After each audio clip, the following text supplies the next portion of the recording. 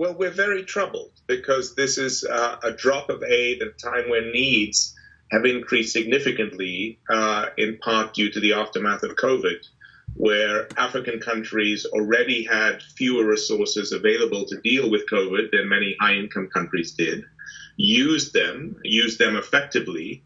But now, as we try and turn to correcting for some of the setbacks that we've seen in COVID, and this time of great need to see high-income countries really reducing their support is very concerning. Now, during the World Economic Forum in Davos this year, the Bill and Melinda Gates Foundation announced the foundation's largest annual budget to date. What strategic considerations and priorities are driving this increase? Yes, well, the biggest is really the reflection both of need that we just discussed, where we have seen some of these setbacks, and we do believe the resources are needed more now than ever. So we want to put our money where our mouth is, and if we're calling on others, on governments and philanthropists to step up and provide more resources, we feel it's important that we lead by example and do that ourselves. And so that's why it's not just an increase year on year, but we've actually increased by a couple of $1 billion over the last 5 years, partly reflecting those challenges.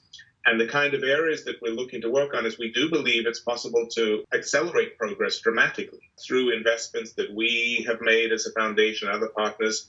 There are new tools from AI devices that can help with maternal child health care, handheld devices that we've helped support cheap and usable across the continent of Africa, new treatments for malaria, tuberculosis, new investments and treatment in drought and flood resilient livestock and seeds for smallholder farmers across the continent of Africa, that if we can get those rolled out, we can see huge acceleration in progress, reductions in preventable mortality, increases in agricultural productivity and income generation. And so that's what we're hoping to see and accelerate. This year's annual letter emphasizes the role of philanthropy. How can philanthropy continue to adapt and evolve to meet the changing needs of the continent while ensuring not to overstep the line concerning the role of governments?